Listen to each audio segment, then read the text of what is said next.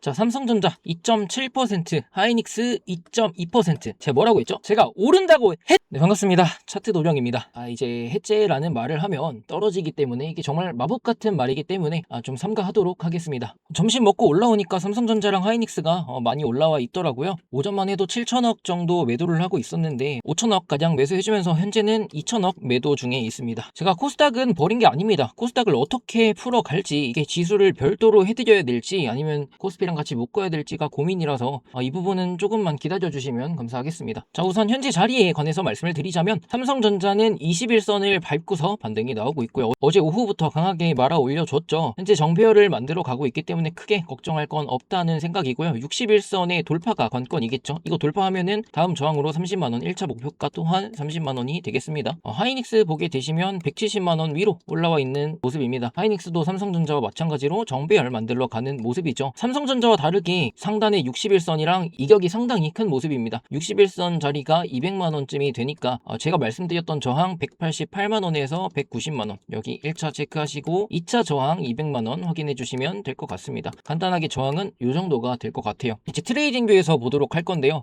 제가 말씀을 드리고 싶은 건 현재 코스피가 정말 다행히게도 6400선의 지지를 받으면서 다시 채널 내부로 복귀를 해줬습니다. 이렇게 되면 A, B, C의 흐름을 볼 수가 있을 것 같아요. 여기까지가 첫 번째 상승 대비 0.618 나왔다고 말씀을 드렸지 않습니까? 여기를 임펄스라고 한다면 A에 삼각수렴 B가 나오고 C로 임펄스 하나 마감되면서 A 파동이 마무리됐다고 볼 수도 있을 것 같아요. 이렇게 되면은 여기 B 파동 나오게 되고 또 C가 나와야 되는데 이렇게 되면 B가 너무나도 짧게 나오죠. 그래서 여기 자체가 플랫이 아닐까도 생각하고 있습니다. 이러면은 6000포인트 아래까지도 추가 하락이 가능할 수도 있다는 거예요. 자, 봐보세요. 여기부터 이거 하락 대비 반등하고 이 고점부터 다시 체크를 해보면은 618만큼 나오게 되거든요. 이 길이 대비 여기가 61.8%만큼 나온다는 겁니다. 플랫이 나오게 된다고 하면 제가 C 구간을 0.618, 1 그리고 1.618 이렇게 세 구간 말씀드리죠. 최소, 평균, 최대값. 그래서 뭐 이렇게 따지면 플랫의 움직임도 가능할 것 같다라는 생각인데, 만약에 플랫이 나오게 된다면 이 7000포인트 부근 있죠? 여기 그려드린 회색선이 7050포인트부터 7150포인트 정도가 되는 구간입니다.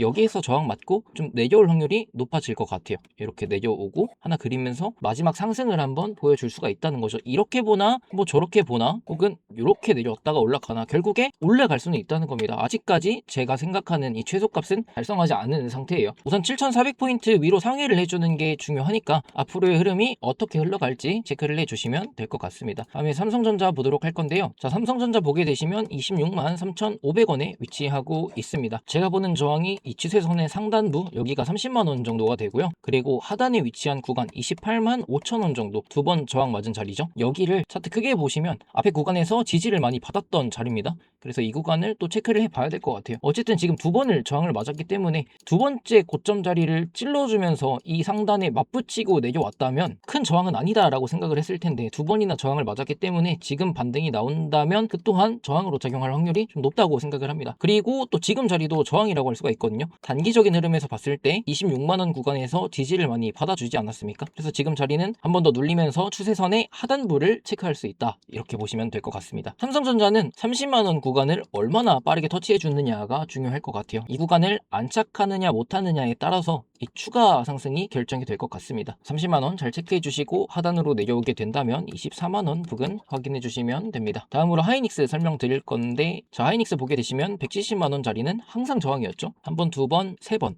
저항 맞고 4번 맞고 또 돌파했는데 내려올 때마다 지지를 받지 못하는 상황입니다. 저항 구간을 강하게 돌파하게 되면 이 구간은 지지선으로 바뀌어야 돼요. 매물대를 돌파하면 안착해야 된다는 말입니다. 그런데 안착하기는커녕 계속해서 내려오는 모습을 보여주지 않습니까? 이러면은 이 구간은 지속적으로 강한 저항이라고 할 수가 있는 겁니다. 오늘 170만원을 돌파하고는 있지만 아직 안심하기는 이르다. 그리고 마지막으로 추세선의 상단부까지 터치하고 다시 내려오더라도 지지 받는지까지 확인을 해주셔야 된다. 혹은 이 구간 안착을 확인하는 게 아니라 무지성 돌파를 해도 괜찮습니다. 왜 강세 수렴이라고 말씀을 드렸지 않습니까? 강세 수렴이 된다면 어떤 식으로 움직이냐? 자, 이렇게 추세선을 만들어 놓고 A로 치고 올라가게 된다면 그 뒤로 A, B, C, D, E 이렇게 수렴의 형태를 만들어준 이후에 강하게 발산하게 됩니다. 예시 차트를 좀 보여드릴게요. 이런 자리들 있죠? 상단으로 이렇게 수렴을 해주는데 돌파하게 됩니다. 이더리움 차트도 보시면 올려놓고서 수렴을 만들더니 강하게 쏘죠. 그리고 지금은 바닥 자리니까 비트코인 차트 예시로 바닥 구간에서 나온 수렴을 좀 예시로 들어드릴게요. 자, 봐보세요. 실제로 여기에서 매매를 한번 했었고요. 한번 올려주고 A, B, C, D, E 이런 식으로 만들어준 이후에 수렴 돌파하면서 강하게 쏘죠. 이런 분출을 말씀드리는 겁니다. 그래서 하이닉스도 이런 식으로 수렴을 마친 이후에 강하게 한번 돌파를 할 수 있다는 거죠. 이렇게 올라오더라도 210만원, 230만원 이런 식으로 올라올 수가 있겠죠. 이제 하락 시나리오, 그리고 상승 시나리오, 그리고 오파동, 여기서 리딩 다이아곤을 만들어주고 내려온 이후에 조정 나온 이후에 강하게 올라가는 상승, 여러 가지 시나리오를 좀 열어두고 각 시나리오에 맞게 대응을 해야 된다라고 말씀을 드리고 싶은 겁니다. 만약에 이 구간이 리딩 다이아고널이라고 하잖아요. 그러면 되돌림이 굉장히 깊을 수가 있습니다. 이 저점을 깨지 않는 한 충분히 내려올 수가 있는 거예요. 2파동 조정 자리는요, 1파동의 시작점만 안 깨면 돼요. 여기까지 진짜 내려오고서 올라가도 파동에 전혀 문제가 없다는 겁니다. 이런 흐름이 나오면 지금 위에서 사신 분들 전부 다 반대 매매 나오겠죠? 신용 물량은 버틸 수가 없을 겁니다. 여기에서 세게 만들고 떨어지는데 떡하니 하락 패턴처럼 보이는데 이거를 어떻게 버팁니까? 사람들 다 무서워가지고 던지지.